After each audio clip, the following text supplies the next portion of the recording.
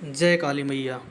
पहले तो आप वीडियो में ये जो देख रहे हैं, जैसे काली माता के जो पैर के नीचे भगवान भोलेनाथ लेटे हुए हैं, आप यह सोच कर देखिए कि ऐसी क्या समस्या आन पड़ी होगी कि भगवान भोलेनाथ को माता काली के पैर के नीचे जाकर लेटना पड़ा। जो सृष्टि के रचयिता भगवान ब्रह्मा विष्णु महेश, उसमें से उन तीनों में से एक भगवान भोलेनाथ, जिन्हें महेश के नाम से मैं बता रहा हूँ, वो जो है माता काली के पैर के नीचे कह लो या किसी भी स्त्री के पैर के नीचे जाकर लेटना उनके लिए कितनी बड़ी बात रही होगी। ऐसी क्या समस्या आनी पड़ी, इस वीडियो में यही जानेंगे कि ऐसी क्या समस्या आई थी जिस कारण से जो है भगवान भोलेनाथ को एक स्त्री के नीचे या फिर एक उनके पैर के नीचे जाकर लेटना क्यों पड़ा था, या काली के पैर के नीचे जाकर लेटना क्यों पड़ा था। क्योंकि यह काफ़ी बड़ा जो है क्वेश्चन है, और इससे जो जुड़ी कहानियाँ हैं वह काफ़ी रोचक और रहस्यमयी भी हैं। क्योंकि यह कहानी आपने बहुत ही कम सुनी होंगी, इसके बारे में बताऊंगा। पहली बात यह जान लेते हैं कि काली माता, जैसे कि आप सभी लोग जानते हैं, उनका जो है देखा होगा आपने वीडियो में, कैसे जो है काली माता देखने को देखो,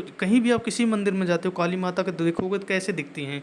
उनके हाथों में फरसा होता है, कई सारी जो है गले में उनकी जो है मुंड की मालाएं होती हैं, हाथों में जो है कटोरा होता है जिसमें खून होता है पूरा भरा हुआ। ऐसी क्या समस्या आने पड़ी थी कि जो है माता काली को यह रूप लेना पड़ा था, और उनको यह रूप दिलवाया किसने था। क्योंकि उनका रूप उनको अचानक से ही जो है प्रकट करना पड़ा था। क्योंकि कुछ लोगों ने इतना ज़्यादा हंगामा मचा दिया था, जो है देवताओं के ऊपर ही जो है बार बार प्रहार करना शुरू कर दिया था कि देवता ही हारना शुरू हो गए थे उस समय। ऐसी जो है समस्याएं आन पड़ी थी, इसलिए काली माता का तो जन्म जन्म होता है। तो चैनल पे अगर नए हैं तो चैनल को सब्सक्राइब कर लें और वीडियो को लाइक और शेयर करें। और हाँ, वीडियो को आप पूरी देखना, आपको इसके अंदर ऐसी ऐसी चीज़ें जानने को मिलेंगी जो आपने कभी भी नहीं सोचा होगा कि कभी भी हमने ऐसी चीज़ें सुनी हैं। तो आप वीडियो पर बने रहें, पूरा देखें, ठीक है। चलिए आगे बढ़ते हैं। जो देवी काली का जो पैर है शिव जी के ऊपर क्यों है, और उसके बाद उनकी जो है आप देख रहे हैं, उनकी जो है जैसे जीभ बिल्कुल बाहर निकली हुई है, और जीभों को मतलब उन्होंने इस तरीके से बाहर निकाला जैसे कोई अंदर से बहुत बड़ा जो है अंदर जो है कुछ ऐसी चीज़ घुस गई हो, कैसे कि जब ऐसा रहस्यमय चीज़ अंदर घुसा हो कि वह निकल रहा है। तो माता काली माता जैसे भगवान भोलेनाथ के जो है सीने पर पैर रखती हैं, उसके बाद जो है उनकी ऐसी दुर्दशा जो है देखने को मिलती है। जैसे माता काली का आप देख रहे हैं, हाथों में फरसा ले रखी हैं, आगों की तरफ बिल्कुल जल रही हैं काली माता। उसके बाद जो है उनकी जो है जीभ देखो बिल्कुल लाल हो चुकी है, और जो है गले में बिल्कुल जो है बहुत सारे जो है शीश की मालाएं आपको देखने को मिलती हैं। तो इसी तरीके की जो कहानी है काफ़ी रहस्यमयी है। अब आगे बढ़ते हैं और बताता हूँ मैं आपको इस कहानी के बारे में, आखिर ऐसा क्या है इस कहानी के बारे में। जैसा कि आप सभी को पता है, जो काली माता का जो जन्म है एक समय की बात होती है, जो शिव पुराण के अनुसार यह कहानी है। जैसे कि वहाँ पर जो है, जैसे कि ये जो सृष्टि होती है, इसमें जो है दानवों और जो है देवताओं के बीच किसी प्रकार का युद्ध छिड़ जाता है। दो राक्षस थे, उनका नाम था शुंभ और निशुंभ। ये शुंभ और निशुंभ नाम के दो राक्षस जो थे, यह जो है बहुत ही शक्तिशाली थे। ये देवताओं को भी मतलब परास्त कर देते थे। ये तो नहीं परास्त कर पाते थे, लेकिन इनके साथ ही जो है इनके जो सेनापति थे, उनका नाम था रक्तबीज। उनको जो है वरदान था कि अगर तुम्हारा सर कटेगा या तुम्हारे शरीर का कोई भी हिस्सा क्या कट जाएगा, और कटने के बाद एक भी तुम्हारा रक्त जो है अगर धरती पर गिरेगा, तो उस रक्त से जितने भी रक्त तुम्हारे धरती पर गिरेंगे उतने ही रक्त बीज तैयार हो जाएंगे, मतलब उतना ही असुर बनता जाएगा। तो यह कहानी वहाँ से शुरुआत होती है कि मतलब ये जो शुंभ निशुंभ का जो सेनापति था रक्तबीज को, यह वरदान इस तरीके का मिला हुआ था जिससे वह किसी से भी हार मानने वाला नहीं था। इसीलिए जो है वो जो है देवराज इंद्र तक के जो है सिंहासन पर आ बैठा जो है, और उनके साथ भी वह लड़ाइयाँ करते रहा। तो बहुत समय बीत गया, जो है लड़ाइयाँ चल रही होती हैं, और उस समय जो है भगवान भोलेनाथ, भगवान विष्णु, भगवान ब्रह्मा सब लोग देख रहे होते हैं कि देवताओं की किस तरीके से जो है परास्त होते जा रहे हैं। और इसी बीच में जो है यह सारी चीज़ चलते चलते जो है सारे देवता जो है भगवान विष्णु के पास आते हैं, भगवान ब्रह्मा के पास आते हैं, लेकिन किसी के पास इस चीज़ का समाधान नहीं होता है। अंततः जो है सारे देवी देवता जितने भी होते हैं और भगवान विष्णु यह चीज़ उपाय निकालते हैं कि चलो जो है भगवान भोलेनाथ के पास चलते हैं, वही कोई उपाय निकालेंगे।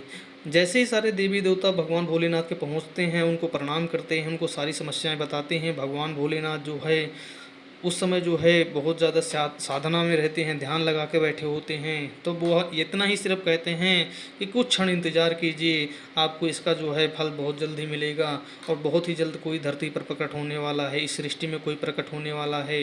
भगवान भोलेनाथ जो है थोड़ी देर साधना करने के बाद अपनी तीसरी आँख खोलते हैं, और खोलते हैं तो उनकी आंखों से जो है, तीसरी आंख से जो है आगों आगों का गोला निकल रहा होता है, इतनी ज़्यादा तेज होता है उससे, और उस तेज से जो है काली माता का जन्म होता है। काली माता बिल्कुल काली रहती हैं और उनके शरीर में फरसा और एक अलग ही मतलब देवी माता, माता पार्वती की जो है रूप, वो जो है काली माता का जो है वहाँ से त्रिनेत्र से जो है भगवान भोलेनाथ के उनसे जन्म होता है। और जन्म होता है और उनको यही इसीलिए जैसे ही जन्म होता है काली माता को, और काली माता इतना गुस्से में होती हैं, आप उनको भी देख भी सकते हैं। इधर काली माता का जन्म होता है, उधर जो भी राक्षस थे और देवता थे दोनों आपस में युद्ध कर रहे होते हैं। माँ काली जैसे प्रकट होती हैं असुरों का नाश करने के लिए, उसी तरीके से काली माता का जितना उनका रूप जो है, जिनका भयंकर वेश धारण करती है माता, इसीलिए उनको जो है उस समय जब उनका जो है जन्म हुआ था, प्रकट हुई थी माता, तो उनको जो है भयंकरी के नाम से भी जाना जाता है। उनका इतना रूप भयानक था। इनका जो रूप था, अगर कोई भी देख लेता था तो उनसे डर जाता था। इसी कारण से जो काल, जो आपको पता है कि जैसे कि काल किसका ख़राब है या काल समय ख़राब कर रखा है, ऐसी ऐसी बातें आती कि किसका समय ख़राब चल रहा है, किसी ने वो जो जो समय था और जो काल था वो भी उस समय काँप उठते थे काली माता को देखकर जो है। तो देवी जी ने जो अपने इस रूप को धारण करके रखा हुआ था, वह उनका जो क्रोध को जो है बिल्कुल इस तरीके का क्रोध था, जब तक कि मतलब वह युद्ध समाप्त नहीं हो जाता, जो युद्ध जो है देवताओं और असुरों के बीच में छिड़ा हुआ था।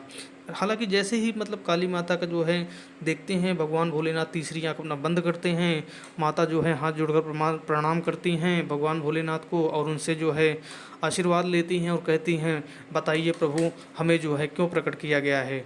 तो भगवान भोलेनाथ और सभी देवी देवता सामने पूरी जो है समस्या बताते हैं और उनको बता देते हैं कि माता आपका जन्म भी किस कारण से हुआ था, और इस यही एक समस्या है, और जैसे ही आपका इस कारण से जन्म हुआ, जैसे ही ये समस्या समाप्त हो जाएगी, आप जो है अपने आप को मेरे अंदर समाहित कर लेंगी। भगवान भोलेनाथ यह बात बोलते हैं।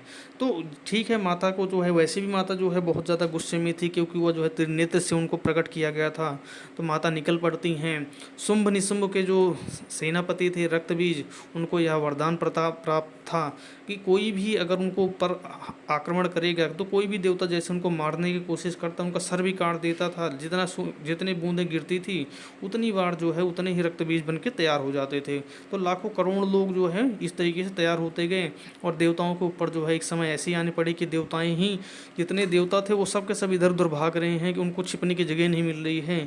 तो काली माता इसी बीच में जो है युद्ध में पहुंचती हैं, और पहुंचने के बाद जाकर देखती हैं तो माता को जो है, माता भी वही करती हैं, अपना फरसा उठाया सबको मारना शुरू कर दिया, और मारते मारते जो है देखती हैं तो मतलब कोई कुछ हो ही नहीं रहा था। तो उसी बीच में जैसे कि माता का जन्म हुआ था, तो एक माता होती हैं कौशिकी, जो कि काली माता की जो सहायक होती हैं, उनको जो है कि इस चीज़ के लिए भेजा जाता है भगवान भोलेनाथ के द्वारा कि जाकर आप जो है काली माता की जो है थोड़ा देखना, अगर कुछ ऊंच नीच होने वाली हो तो थोड़ा बचा लेना।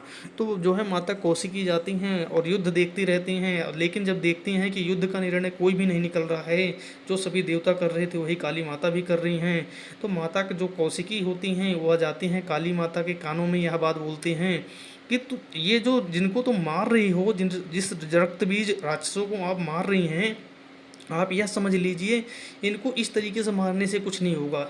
इनको वरदान प्राप्त है कि इनका एक भी रक्त की बूंद गिरेगी उतने ही रक्तबीज बन के तैयार हो जाएंगे। आप इनको कुछ इस तरीके से मारो कि ताकि इनका खून का एक भी बूंद नीचे नहीं गिरना चाहिए। जब काली माता को यह जो है जैसे ही बोलती हैं और कौशिकी माता वहाँ युद्ध मैदान से हटती हैं, वो उसी समय जो है काली माता को कुछ भी नहीं सोचता है, उनको एक कटोरा दिखाई देता है, और उसके बाद काली माता अपने फरसा उठाती हैं और जिसका भी काटती उसका गला काट कर जो है तुरंत उसका जो है गले में अपने मुंड बनाकर माला पहन लेती थी, और जो है जो खून होता था उसका जो है बिल्कुल टेढ़ा करके उसका जो है डालती थी, और उसका जो है पूरा का पूरा खून जो है पी जाती थी। इस तरीके से जो है काली माता जो है जितने भी राक्षस थे जिसको मारती गई, उसके बाद धीरे धीरे जनसंख्या कम होने लगी राक्षसों की। और एक समय जो है माता जो है, उस समय जो है माता जो है लोगों को मार मार के पीती गई, पीती गई, पीती गई। इतना खून पी लिया कि माता जो है अपने आप को ही भूल गई, वह एक असुर की तरह बर्ताव करने लगी। उसी बीच में कुछ समय तो ऐसा भी आ गया कि जो देवताओं के ऊपर माता जो है आक्रमण करना शुरू कर दिया, क्योंकि उनको जो है उस समय ना ही देव समझ में आ रहे थे, ना ही दानव समझ में आ रहे थे। तो यह सारी चीज़ देख करके जो है भगवान भोलेनाथ और पूरे जितने देवी देवता थे सब परेशान हो गए। चारों तरफ हाहाकार मच गया कि अब इसको कैसे बचाया जाए, कैसे बचाया जाए, क्योंकि इन सारी चीज़ों से निपटना बहुत मुश्किल हो गया था। क्योंकि काली माता जो है बिल्कुल इतने गुस्से में थी, जो भी उनके सामने आता था उनको जो है मार देते थे। भगवान भोलेनाथ ने उनको प्रकट किया था। भगवान भोलेनाथ के सामने सभी देवी देवता दोबारा से हाथ जोड़ते हैं।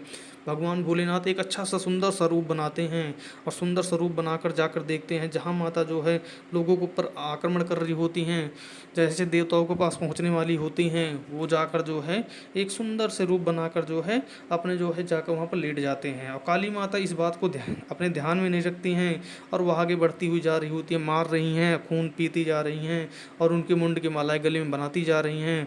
और जैसे जैसे आगे बढ़ती हैं, जैसे ही पहला पैर उनका जो है भगवान भोलेनाथ के रखा, वैसे काली माता ने देखा कि नीचे कोई मेरे पैर के नीचे आया। जैसे उन्होंने देखा भगवान भोलेनाथ का यह रूप, काली माता को जो इतने सारे अपराध किए, लोगों को इतना मारा और देवताओं के ऊपर भी आक्रमण करना शुरू कर दिया था, उनको जो है अब उनको देखकर भगवान भोलेनाथ को उनको जो है इतनी ज़्यादा मतलब शर्मिंदगी महसूस हुई, या उनका जो जो अपराध उन्होंने किया उसका जो है उनको आभास हो गया। और जैसे ही उनको इस बात का आभास हुआ, माता इतना ज़्यादा गुस्से में थी। माता काली माता जो है लोगों का खून पी पी कर इतना ज़्यादा गुस्से में हो चुकी थी, उनको कुछ समझ नहीं आ रहा था। लेकिन जैसे ही उनका पैर पड़ा, वैसे माता को अपने पूरे जो है आभास हुआ जितना भी उन्होंने गलत काम किया था, जितना भी अपराध किया था। और उसी समय जैसे ही उनका पैर उस पर पड़ता है, उनकी जो जीभ होती है वो अचानक से जो है बाहर आ जाती है। और जीवा बाहर आने से देवी माता को जो है इतनी तेज़ी से अपना जो है जीभ जो है दबा लेती है अपने दांतों से कि वह जो है बाहर ही बाहर रहती है। और जितना भी खून वगैरह पिया होता है काली माता जो है, क्योंकि वह सारा जो है जितने भी राक्षस हैं सबके सब मर चुके थे। और काली माता का जो गुस्सा होता है धीरे धीरे शांत होना शुरू हो जाता है। इस तरीके से कुछ समय बाद जो है माता जो है काली का जो है गुस्सा बिल्कुल शांत हो जाता है। तो यह था पूरा वीडियो का सार। इस वीडियो में मैंने आपको बताया कि ऐसे क्या कारण थे जिस कारण से भगवान भोलेनाथ को काली माता के पैर के नीचे आना पड़ा। इतनी बड़ी समस्या आना पड़ी थी, इसलिए भगवान भोलेनाथ को उनके पैर के नीचे अगर नहीं आते तो हो सकता देवताओं के ऊपर आक्रमण करके उनको भी मारना शुरू कर देती काली माता, क्योंकि उनको जिस लिए प्रकट किया गया था उनका काम यही था कि जो जो सामने आए उसको मार दो। उस समय जितने लोग आए उनको सबको माता का मारती हुई चली जा रही थी। तो ये थे पूरा कहानी का सार। वीडियो कैसी लगी आप कमेंट करके ज़रूर बताएं। और अगर किसी और टॉपिक पे आकर अगर आप चाहते हैं वीडियो, तो आप कमेंट करके ज़रूर बताएं। मैं बहुत ही जल्द उस टॉपिक पे वीडियो लाने की कोशिश करूँगा। काली माता के लिए एक बार बोलेंगे जय काली माता, जय भोलेनाथ, ओम नमः शिवाय, हर हर महादेव।